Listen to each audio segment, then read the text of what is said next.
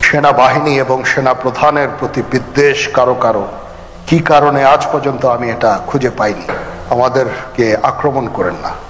গুম কমিশনের গোয়েন্দা সদস্য ডক্টর নাবিলা ইদ্রিসের সরবরাহ করা তথ্যের ভিত্তিতে ফেঁসে গেছে সেনাবাহিনীর বর্তমান এবং সাবেক অনেক মেজর কর্নেলরা। কিন্তু জেনারেল ওয়াকার চান না তাদেরকে প্রশাসনের হাতে তুলে দিতে, জানিয়ে এখন তোলপাড় গোটা দেশ। এদিকে জানা গেছে ফ্যাসিস্টের দোসর হয়ে আয়নাঘর পরিচালনা সহ কিছু অপকর্মের নথি ডক্টর নাবিলার হাতে রয়েছে, যা শীঘ্রই আদালতে পেশ করা হবে। এমনটি হলে জেনারেল ওয়াকারকে ফাঁসির দড়িতে পর্যন্ত ঝুলতে হতে পারে, আর সেটি না হলেও হাসিনার মতো দেশ থেকে পালাতে হতে পারে সেনা প্রধানকে।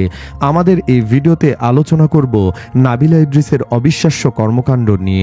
এছাড়াও কেন ওয়াকার 15 সেনা সদস্যকে সরকারের হাতে তুলে দিতে গড়িমসি করছে, চলুন এসবের বিস্তারিত জেনে নেওয়া যাক। গুমের মামলায় সামরিক হেফাজতে থাকা 15 সেনা কর্মকর্তাকে আইন অনুযায়ী তাদের অবশ্যই 24 ঘন্টার মধ্যে আদালতে হাজির করতে হবে বলে জানিয়েছেন আন্তর্জাতিক অপরাধ ট্রাইব্যুনালের চিফ প্রসিকিউটর মোহাম্মদ তাজুল ইসলাম। এটাই আইনের বিধান, অথচ জেনারেল ওয়াকার চান না সেনা সদস্যদের আদালতে পাঠাতে। গত মঙ্গলবার জেনারেল ওয়াকার সেনা সদস্যদের একটা অফিসারদের স্টাডি পিরিয়ডের পর অফিসারদের সাথে কথা বলেন।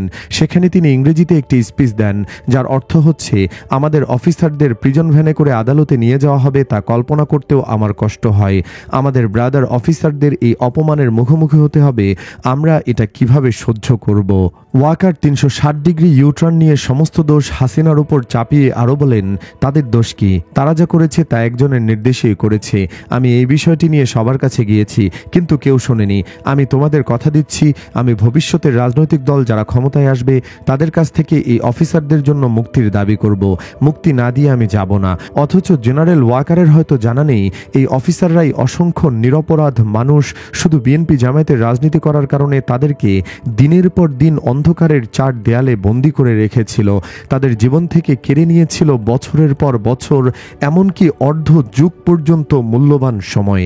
তারা কতটা কষ্টে আয়নাঘরে ছিল সে বিষয়ে আলোচনা থাকবে ভিডিওর শেষাংশে। সেনাদের কি দোষ? ওয়াকারের এমন প্রশ্নের জবাবে অনেকে পাল্টা প্রশ্ন করেছেন, আপনার মন কান্দে নাই যখন মেজর জাহেদ সিনহা এদের মারা হইল? 25শে ফেব্রুয়ারি 2009 সালে আপনার ব্রাদার অফিসারদের প্রতি ফিলিংস কই ছিল? তখন তো আপনি 250 জন যুদ্ধের জন্য প্রস্তুত সৈনিক নিয়ে আপনার আপার কথায় তাদের রক্ষা করতে এগিয়ে যাননি? আপনি কইছিলেন যখন তাপস মামলায় 5 অফিসার আর বাকি অনেক মিথ্যা মামলায় অফিসারদের জেলে ভরল, গুম করল, আর এখন আপনি হুমকি দেন যে সর্বশক্তি দিয়ে নিশ্চিত করবেন যে আগামী সরকার খুনিদের জন্য ইনডেমনিটি দেয়। এদিকে ওয়াকার যতই তার ঘাতক সেনাদের রক্ষা করার চেষ্টা করুক না কেন, নাবিলা ইদ্রিস আন্তর্জাতিক অপরাধ ট্রাইব্যুনালের চিফ প্রসিকিউটর মোহাম্মদ তাজুল ইসলামের হাতে এমন কিছু প্রমাণ আর নথি দিয়েছেন যে এসব সেনাদের আর বাঁচার কোনো উপায় নেই। এমনকি ঘোর বিপদ ঘনিয়ে আসছে ওয়াকারের ওপরেও। জামায়াতে ইসলামীকে অবশ্যই অনেকে ধন্যবাদ দিচ্ছে, কারণ তাজুল ইসলামের মতো একজন অকুতোভয় সৎ, দক্ষ, নির্ভীক ও দুঃসাহসী আইনজীবী তারা উপহার দিতে পেরেছে। একদিকে নাবিলা ইদ্রিস, অন্যদিকে সত্য আইনজীবী তাজুল ইসলাম, যার যুক্তিতর্ক শুনে বিচারকরা পর্যন্ত তাকে স্যার বলে সম্বোধন করতে বাধ্য হন। তিনি বর্তমানে আন্তর্জাতিক অপরাধ ট্রাইব্যুনালের চিফ প্রসিকিউটর। হাসিনা আমলে যিনি ছিলেন একই আদালতে জামায়াত নেতাদের আইনজীবী। এই আদালত আজ ওয়াকারের সহচর হিসেবে খ্যাত বর্তমান ও সাবেক 25 সেনা অফিসারের বিরুদ্ধে চার্জ গঠন করেছে। 22 অক্টোবরের মধ্যে তাদেরকে গ্রেফতারের নির্দেশ দিয়েছেন আদালত। ওয়াকার তাদেরকে বাঁচাতে সর্বাত্মক প্রচেষ্টা চালিয়েও অবশেষে ব্যর্থ হচ্ছে। ওয়াকার নিশ্চয়ই এখন চোখে সরিষার ফুল দেখছেন। অদৃশ্য ফাঁসির রশি তার চোখের সামনে ভাসছে। এই চার্জ গঠনের মাধ্যমেই গুম খুনের আনুষ্ঠানিক বিচার কার্যক্রম শুরু হলো বাংলাদেশে। ওয়াকারের দিন যে ঘনিয়ে আসছে তার আরও প্রমাণ আছে। গতকাল চ্যানেল আইয়ের এক সাংবাদিক তাদের পেজে একটি পোস্ট করার পরেও তা মুছে দিয়েছেন। সেই পোস্টে লেখা ছিল, ওয়াকারের প্রতি জনগণের বিশ্বাস আর নেই। ওনার উচিত যে যত তাড়াতাড়ি সম্ভব যাদের নামে মামলা হয়েছে তাদেরকে হস্তান্তর করা, না হলে হয়তো হাসিনার মতো ওনাকেও দেশ ছেড়ে পালাতে হবে। গোটা দুনিয়ায় এ ঘটনায় তোলপাড় শুরু হলেও বাংলাদেশের মিডিয়াগুলো একেবারেই চুপ। শোকে যেন ওরা পা পাথর হয়ে পড়েছে। কোনো সাড়া নেই মিডিয়ায়। বামপাড়ায় পড়েছে শোকের মাতম। অনেকেই বলছে, আশা করছি নতুন দিগন্তের পথে বাংলাদেশ আজ পা বাড়ালো। পিলখানা হত্যাকাণ্ডের বিচারের কাজও একদিন শুরু হবে বলে আমরা আশা প্রকাশ করছি। বলে রাখা ভালো যে 25 জনকে 22 তারিখের মধ্যে আদালতে হাজির করতে বলা হয়েছে। এদের মধ্যে ডিজিএফআই এর 5 জন সাবেক মহাপরিচালকও আছে। তারা সবাই গুম খুনের সাথে জড়িত ছিল। সেনাপ্রধান ওয়াকার চেয়েছিল এদেরকে মুক্ত করে দিতে, বাঁচিয়ে দিতে। বিভিন্ন দলের নেতাদের কাছেও গিয়েছিল এদের হয়ে সুপারিশ করার জন্য, এদেরকে ছেড়ে দেওয়ার জন্য। একটি সূত্র বলছে এই জন্য জেনারেল ওয়াকার এখন বিপদের মধ্যে আছে। তাকে ডক্টর নাবিলা ইদ্রিসের টিমের মাধ্যমে মনিটরিং এর মধ্যেও রাখা হয়েছে। আর কোনো কূটকৌশল অবলম্বনের কোনো সুযোগ নাই তার।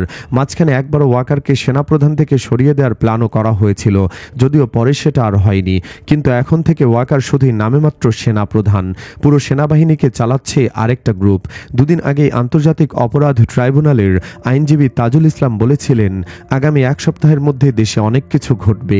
সেগুলো অলরেডি ঘটা শুরু হয়ে গিয়েছে। খেলা যে কোন লেভেলে চলতেছে কেউ বুঝতেও পারছে না। ভিডিওটি শেষ করব ওয়াকারের ডান হাত বাম হাত খ্যাত 25 জন সেনা কর্মকর্তার অপকর্মের ফিরিস্তি দিয়ে। আমরা গুমের ঘটনার শিকার হওয়া ব্যক্তিদের কাছ থেকে আয়নাঘরের গোপন ডিটেনশন সেলের ভয়াবহ নির্যাতনের ঘটনা শুনেছি। এসব নির্যাতন প্রায় এতটা নিষ্ঠুর হয় যে তাদের শরীর ও মনে স্থায়ী ক্ষত রেখে যায়। কিন্তু মাঝে মাঝে কিছু ভিকটিম এমন ঘটনার বর্ণনাও দেন যেখানে আচমকা এক ধরনের অস্বাভাবিক মানবতার ঝলক দেখা যায়। কখনো কখনো প্রহরীর থেকেও, কখনো কোনো সৎ অফিসারের থেকে। ভুক্তভোগীরা এসব মুহূর্ত ভোলেন না এবং তাদের মাধ্যমে আমরা এখন এমন অনেক স্মৃতির সাক্ষী পেয়েছি যা আমাদেরকে যথেষ্ট ভাবায়। একজন তরুণ ছাত্র যিনি টর্চারের চোটে আজ স্থায়ীভাবে অসুস্থ, চিফ প্রসিকিউটর মোহাম্মদ তাজুল ইসলাম বলেন, আমাকে বলেছিলেন যে টর্চারিং অফিসার মারতে মারতে 2টো লাঠি ভেঙে ফেলে, পরবর্তীতে 3য়টি দিয়ে টর্চার চালিয়ে যান।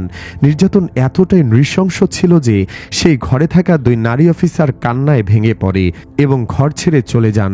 সেই দুজনের কান্নার দৃশ্যটি আজও তার মনে গেঁথে আছে। আরেকজন বন্দী বলেছিলেন, এক রাতে তিনি তাহাজ্জুদ পড়ছিলেন। তার সুরেলা তেলাওয়াত শুনে এক প্রহরী খুব কাঁদতে থাকে। অতঃপর ক্ষমা চাইতে চাইতে বলে, আমি জানি আপনারা নির্দোষ, কিন্তু আমি কিছুই করতে পারছি না। পরবর্তীতে যখন বন্দীকে কিছু সময়ের জন্য সেল থেকে সরিয়ে নিয়ে আবার ফেরত আনা হয়, সেই প্রহরী আবেগাপ্লুত হয়ে যায় আর বলতে থাকে, আপনি বেঁচে আছেন? আমি ভেবেছি আপনাকে মেরে ফেলতে নিয়ে গেছে, তাই আমি বাড়ি ফিরে নামাজে দাঁড়িয়ে আপনার জন্য অনেক কান্না করেছি। কিছু গোপন বন্দিশালায় বন্দীদের জন্য বরাদ্দকৃত খাবারের পরিমাণ ছিল প্রহরীদের আনুমানিক অর্ধেক। কিন্তু এসব বন্দিশালার কিছু ভিকটিম আমাদের বলে, নিষ্ঠুর প্রহরী বহুত ছিল, কিন্তু ভালো প্রহরী ডিউটিতে থাকলে আমরা একটু বেশি খাবার পেতাম। প্রথমে ব্যাপারটা আমার কাছে কনফিউজিং ছিল, কারণ রেশন তো নির্দিষ্ট, এই অতিরিক্ত খাবার কোথা থেকে আসে? কিছু সাক্ষ্য নেওয়ার পর বুঝতে পারি সম্ভবত অল্প সংখ্যক প্রহরী তাদের নিজেদের খাবার বন্দীদের দিয়ে দিত। হয়তো এসব ক্ষুদ্র ক্ষুদ্র ভালো কাজের মাধ্যমে কিছু মানুষ অপরাধ বোধ থেকে মুক্তি পেতে চেয়েছে, একরকম নীরব প্রায়শ্চিত্ত করেছে। এই প্রায়শ্চিত্ত বিষয়টি নিয়ে আমি অনেক ভেবেছি। একজন জুনিয়র অফিসারকে একবার জিজ্ঞাসা করা হয়, আপনি কি হত্যা করেছেন? তিনি ইতস্তত করে বলেন, 2 জনকে করতে হয়েছে আর 4 জনকে হতে দেখেছি। তাকে জিজ্ঞেস করা হয়, এই কাজের বিনিময়ে যে টাকা পেয়েছিলেন কি করেছেন? তিনি বলেন, গ্রামের মসজিদে দান করে দিয়েছি। তার উত্তরটা আমাকে অনেক ভাবিয়েছে। ক্রিমিনাল এলিমেন্টটা তো সহজেই বোধগম্য, কিন্তু আমি চিন্তা করছি তার মনের ভেতরের সেই দ্বন্দ্বটি নিয়ে। সেই দ্বন্দ্বের তাড়নায় 27 বছরের ছেলেটা চেষ্টা করেছে হ্যাপহ্যাজার্ড ভাবে হলেও নিজের অন্তরকে শোধরানোর। প্রায়শ্চিত্ত করতে চাইলে আপনাকে এখন কথা বলতে হবে। কমিশনে আমরা সবার কথা মনোযোগ দিয়ে শুনি, সে যেই হোক। প্রত্যেককে কনফিডেন্সিয়ালিটি অফার করি। যদি আপনার আত্মা কোনো ক্ষত বহন করে, তবে এটাই সেই ক্ষতি নিরাময়ের সময়। আমাদের কাছে আসুন, কথা বলুন। বুঝতেই পারছেন, অনেকে এরই মধ্যে বলেছেন এই সুযোগ চিরকাল থাকবে না। এখন মুখ না খুললে আপনার সোল এবং ওন্ড আনহিল্ড রয়ে যাবে। আপনি নিজেও নিজের কাছে কাওয়ার্ড প্রমাণিত হবেন। আগস্টের 5 তারিখ কবে পার হয়ে গিয়েছে, তবুও আপনি সত্য বলার সাহস করতে পারেননি। নিশ্চিত থাকুন, ন্যায় বিচার একদিন হবেই, হয় আমাদের মাধ্যমে বা পরকালে আল্লাহর দরবারে। It is unavoidable. সুপ্রিয় দর্শক, আপনি কি চান ওয়াকার যদি জড়িত থাকে তাহলে তাকেও এবং অভিযুক্ত 25 জনের যেন কঠিন সাজা হয়? কমেন্ট বক্সে ইয়েস অথবা নো লিখে জানিয়ে দিন আপনার মতামত। ভিডিওটি ভালো লাগলে লাইক দিন এবং শেয়ার করুন, আর অবশ্যই চ্যানেলটিকে সাবস্ক্রাইব করুন।